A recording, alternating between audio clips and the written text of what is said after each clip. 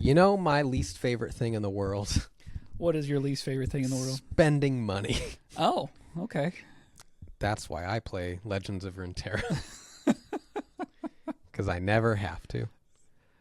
I think that the game has to like earn money to continue existing, right? No, Oh, that's actually not true. how does that work? Distraction makers. All right, so this is our. I don't know if this is the first episode or not. This is an episode.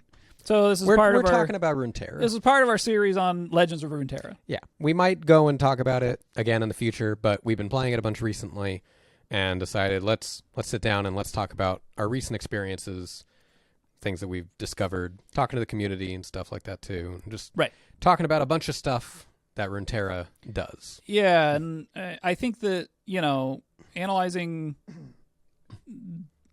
the recent-ish digital card games is worthwhile to try to understand like what's going right, what's going wrong, what can we learn from them, how can we use that in our own designs, or just lessons we can take here from all of these different games. We talked about Artifact. I'm sure we'll talk about Marvel Snap in the future. We might even talk a little bit about it in this video just to compare and contrast.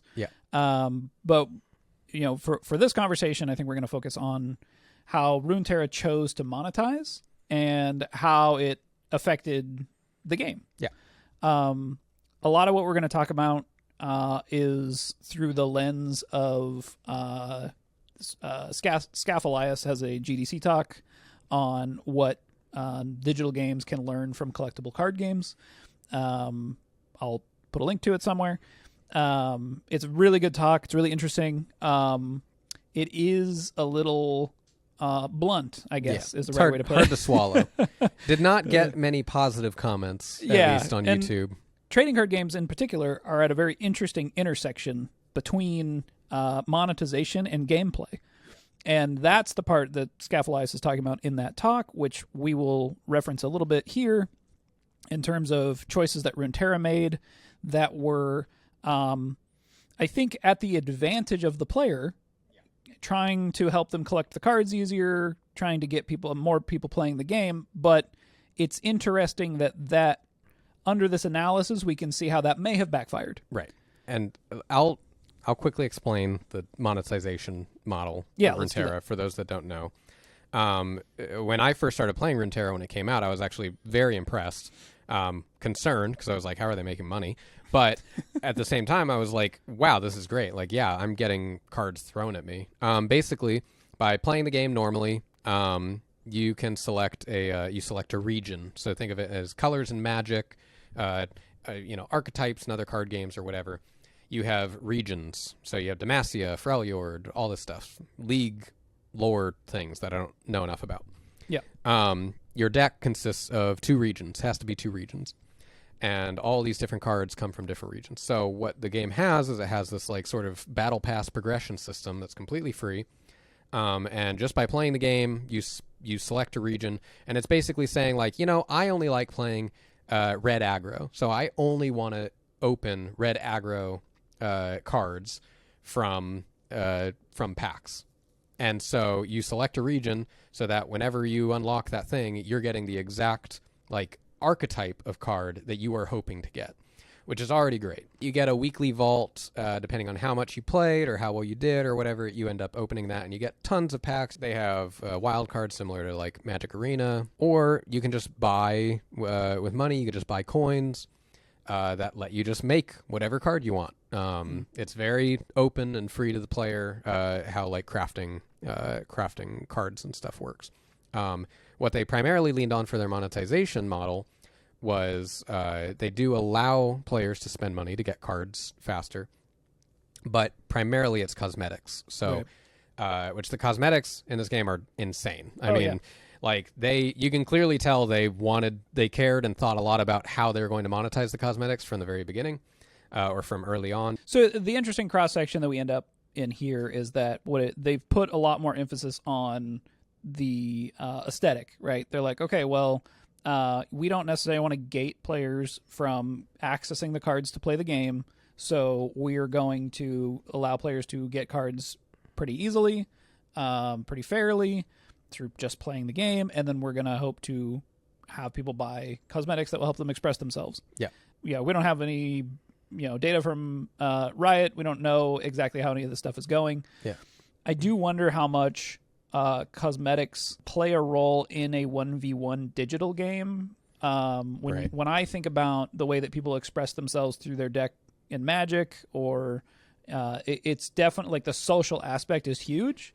Being around other people, having them comment on what you have, things like that is interesting. Oh, that's a cool Liliana or whatever, right? I often find that there's this is anecdotal, of course, but I'd be curious. I wouldn't be surprised if there's crossover, but I often find that it is not the highly competitive players that end up being your like whales for cosmetics. Sure. Tends to probably be more like casual Vorthos archetype players, those that are actually into stuff like lore or community or the art itself, as opposed to playing the game on a hyper competitive level. It is kind of interesting because a lot of this customization that I see happens within the CEDH community, but a lot of that has to do with the fact that proxies are so easily allowed. And so you end up with this like self-expression through the proxies that you're using, which I think is interesting, but that's kind of an aside. So we can kind of take a look at part of what monetization in a collectible object game, whether it's trading cards or otherwise, the goals of the gameplay line up in an interesting way with monetization structures. And this is kind of where we're getting into Scaphalias' talk, where he basically is saying that, okay, you are at an advantage monetarily and gameplay-wise if you gate cards from players. Right. Because it gives them a reason to continue to play the game and have something more to strive for, and also happens to line up with them spending money. And it is a little weird and a little icky to think about things that way. It's not particularly fair to the player necessarily. However, you do end up with a better gaming experience by presenting information in this way, in that it takes players longer to solve a meta because they don't have immediate access to all the cards. And so when we think about the intersection of these things, and, Runeterra doesn't just give you all the cards right away. Right. But by allowing players to choose a region that they're going to grind and get all the cards for, once a meta is solved and one region or two regions, because you can combine two in a deck, right? Yeah. You have to combine two in every deck. Once those regions or the meta is solved, you're just going to choose those two factions and just grind them and get the best deck. And that is actually what ended up basically happening for me in my first playthrough, is that I played pretty consistently for only like maybe 3 or 4 days, something like that. And at that point was able to make like meta competitive, I don't remember. It was like Freljord and Shadow Isles or something. Played very much like a black deck. It was all like self-sacrifice and stuff like that. It was kind of leaning towards aggro, if I remember correctly. And like I was able to make that and shoot up in competitive very quickly. And it wasn't the best competitive deck, but it was like up there in the meta. Right, and we can kind of look at the way that monetization gates particular decks in Magic the Gathering. If we look at the easiest deck that you usually build is red deck wins, right? You build an aggressive red deck. It's usually made with a bunch of commons. There's maybe a couple rares in there, and you're good to go. It's a very aggressive strategy, but that strategy is not getting you a much higher than 50% win percentage, right? And because that strategy is built in that way. And then once you get further into the meta where decks are more easily able to deal with what you're trying to do, you start having to change and evolve into a new strategy. And that's gated because of wildcards. It's gated because, or money in real life. If you want to build a deck that's going to be at that higher level in the metagame, you're going to have to invest more money into the game. You're going to have to get more mythics and rares and things, right? Mm-hmm. So when you don't, it sounds like what Runeterra tried to do, which was more fair to players, I think, in terms of monetization, ends up undercutting some of that that tier of gameplay, right? Like first tier being red deck, second tier being, something mid-range, third tier being whatever the best deck in the meta is. Right. I think that it's unfortunate because what it ended up creating, there isn't an equivalent to this from any other digital card game. And if you look at like Hearthstone, when a new expansion comes out for Hearthstone, you can find streamers like all over, and they like celebrate by buying the big bundle that's like $100 or whatever, and everyone gets to see them opening the packs. Now, like, yes, at that point they probably have an idea of what deck they're going to build, and they're just going to be buying packs until they get that deck. But on the contrary, in Runeterra, if you look at most streamers or most like competitive players that play very actively, they are just like filled with currency. Like a new set comes out, they don't need to open any packs by any means. I don't even think you can buy packs. Maybe you can. I don't know. But you can just craft all the cards that you want. And so it's interesting because like, yeah, it is way more fair, but you do get rid of some of that like chase, some of that excitement that is actually also just a good spectacle to watch. Many people like watching other people buying these packs and opening them. Right. I don't think it's as exciting as like physical pack opening because you don't have the actual like monetary value to it. But it is still pretty exciting when someone opens that thing and they're like, "Oh, you got that golden legendary or whatever." Sure. Yeah. Well, and obviously opening loot boxes and packs is fun. Yeah. That's why it's such a huge problem. So I think an interesting comparison here in terms of new types of monetization models. Magic has its monetization model, and it's sort of tried and true at this point. But we can look at Marvel Snap for a minute and compare it to what Runeterra tried to do, where Runeterra is basically saying like, okay, well, what is the most fair way to get cards in the hands of players? Yeah. Is we're just going to let them be able to choose exactly the cards that they want, and then they have to play to get them, but they can at least make sure they're getting exactly what they want. Right, and they get them pretty quickly. Right, yeah. And one thing that I think Marvel Snap understood is this tiers of play that I'm talking about. They even, I think, call them tiers in their monetization. It's more like the card progression system. Yeah, where you as you play, you unlock cards, and it goes through different tiers, and there's sort of like a best deck at each tier level, and it keeps you playing for a very long period of time. The ad always keeps coming up of Ben Brode telling me that, what if you couldn't just spend all your money to buy every card? And I'm like, okay. And what's so funny about it is I'm just like, is that what I want to do? I don't know. I think that's going to split players, because I think there's going to be a lot of people that hear an ad like that and they're like, yeah, f that. I don't want to be facing against these whales that are buying all the cards and beating me. And it's so funny because like you come into the game and you still don't have any cards, right? And now you just got to play a ton of the game to get the cards. And I some people think prefer it. Right, and I could see why. And I think that we'll have a talk about Marvel Snap specifically at some point, but the thing that they end up with like sort of the opposite problem of Runeterra, which is that it takes you a very long time to get any of the particular cards that you want, which is good. But then when you're a new player trying to catch up to where everyone else is, it feels almost impossible. And I think that there's probably some ways that they've designed around this. But coming into the game and being at the beginning tiers while the majority of the players are at the most current stuff. This is even a problem that came up with Magic, and why standard rotation became a thing, was that they were looking for a solve in terms of, well, how do you get new players up to speed at a reasonable pace? Right. And Runeterra, I think, probably does a very good job of that, is that you would come in and be like, oh, okay, well, this is the meta decks, whatever, wherever it's published or whatever. So I'm just going to go to those locations and get those cards, and I'll have the deck. Right. And I think we have to also talk about some of the decision-making that was done in Runeterra in terms of how much time it takes them to put out new stuff. Yeah. Runeterra, for those that don't know, I don't know for sure, but if I were to guess, is probably the most expensive card game to make ever. It seems pretty likely. Like Magic, don't get me wrong, Magic is printing more cards than they've ever printed in the history of Magic. But, I mean, whatever. I won't get sued for saying prices. But I know you could just say, if you don't want to say exact numbers, you can just say how many times more they pay. It's basically giving exact numbers. I guess.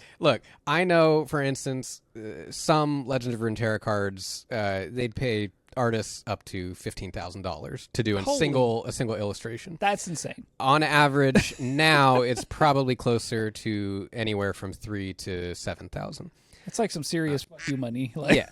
It's a lot of money. Now, that's just one illustration. That's insane. That's so wild. Now, they have a lot of cards. They don't have as many cards as Magic. But on top of that, you have animation, you have voice acting. Right. And if you come out with a new champion, you have 1 champion art, 2 champion art, and level up animation. Right. And that's huge. Tons of work. That's so much money. Tons of work that isn't directly gameplay. Right. Which, don't get me wrong, the game looks phenomenal. It's one of the. It is so the good. best. I think it's the best looking digital card game. Oh yeah, out there. 100%. Yeah, It looks phenomenal. Fantastic. You know, I'm not a huge fan of the League style, but like I can definitely see how much work is put into the art direction. and the art direction. Art direction is so phenomenal. It's like top solid. notch. Yeah, literally best in the industry. But I think that, unfortunately, it sort of comes at this expense of the amount of time that it takes them to come out with new stuff. In that, you know, when you're designing a new set of cards, you can't just start making the art right away. You don't know what it's going to be yet. Yeah. So, I mean, I guess you could like get started on some stuff. Like maybe you can pick specific champions and be like, okay, well, we know these champions are going to be in the set. We don't exactly know what they're going to do yet, so at least we can get the ball rolling. But, you know, I can't imagine how long it takes to round up all the art assets for the game. It must take forever. Yeah, it's got to take a long time. And when you have, so not only do you have, you know, just your normal meta progression and things get solved at some point, but you also have the ability for players to get those cards very readily. And then on top of that, it's going to take you longer to come out with new stuff because you have to put so much non-gameplay work into the set, which, you know, it looks great, but, you know, at the end of the day, are we really playing the game to watch animations, or are we playing the game for the gameplay? And I think that it's funny because we can commend the game on being like the most beautiful game out there, and I actually do think that graphics matter in a sense, and that I do think game feel probably matters more than graphics. But yeah, right. Yeah, but overall, I do think there's a lot of people that they're going to see illustrations in the advertisements, they're going to see the animations, they're going to see all the different little cosmetics and stuff, and they're going to be like, "Wow, this game looks so good. I want to play it." I do think that affects some people's perception of the game. I don't think it's going to keep people in the long run. But yes, I can see that as being just even like a selling point to the game itself. Right. Yeah, of course. You know, obviously having having art direction matters.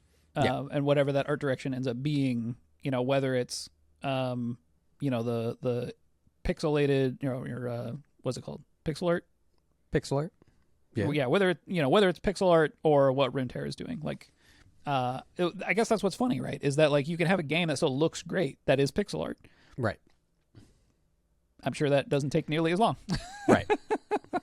I don't know if we talked on it enough, but I think that the point, something I think that is really, really interesting that Runeterra sort of did and allowed other designers to learn. I don't necessarily think that it's a mistake on their part, the monetization.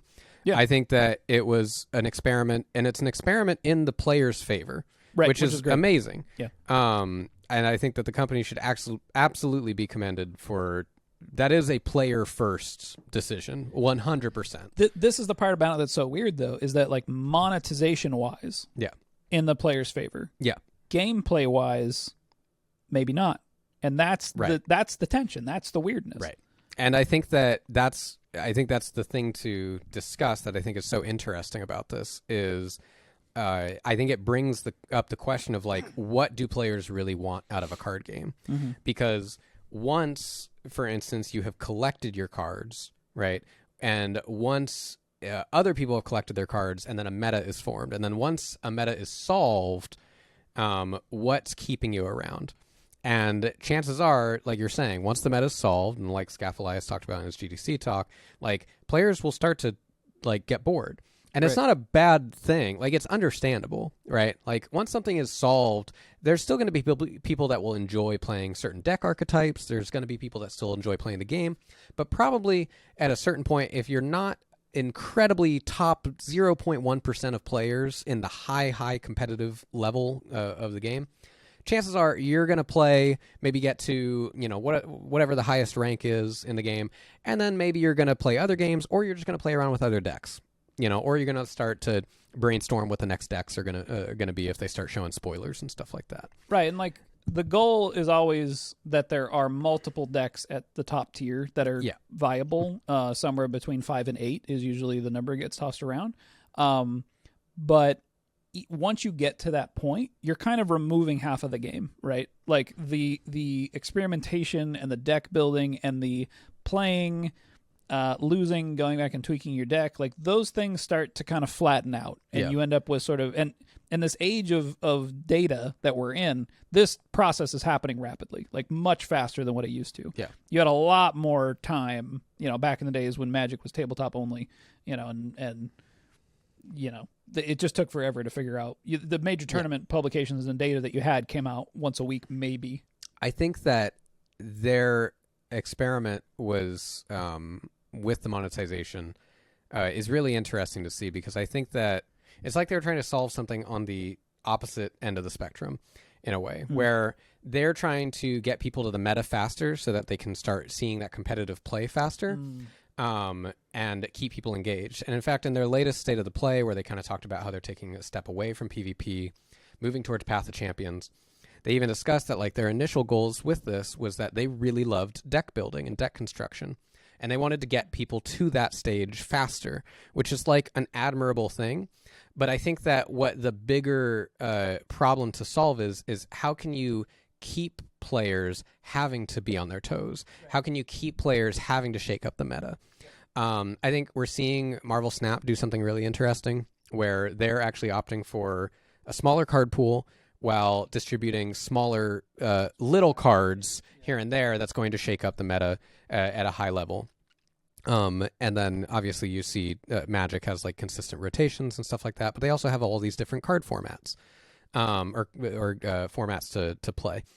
And so I think that that's more so the problem to try and solve, is how can you end up making it more exciting or create opportunities for players to feel like there is value in the deck building and in the deck construction, instead of getting them all of the known information, right? You have the whole set. It's all there. That's going to be solved like way quicker. Yeah. So you need to have something to shake it up. Yep. It could be like Marvel Snap, where they have locations that creates variance in the gameplay and the game state itself, or you can have it elsewhere. You can maybe have like smaller subsets that trickle in. Well, I think there's a lot of stuff that hasn't been explored yet for digital games, like things that digital games can do that tabletop games haven't. Yeah.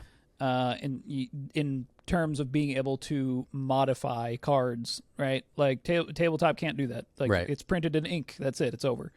You can patch cards in these digital games. A new patch coming out probably isn't nearly as exciting as a new set coming out. Right. But I think there's probably some kind of system here that can utilize all the data that's coming in to adjust things, maybe even on the fly, maybe even some kind of automated system that makes it so cards become more or less viable over time. But that's a separate conversation. Right. So I think in some ways with Runeterra's monetization system, it feels like they failed successfully, right? In that they wanted to help players get to the point of having the cards, right? Yeah. Get them the cards, and then they're going to figure it out from there and be able to deck build and do the things. Well, yeah, they did that. They did that. And like with flying colors. It's over. They solved it. Yeah. So it's unfortunate.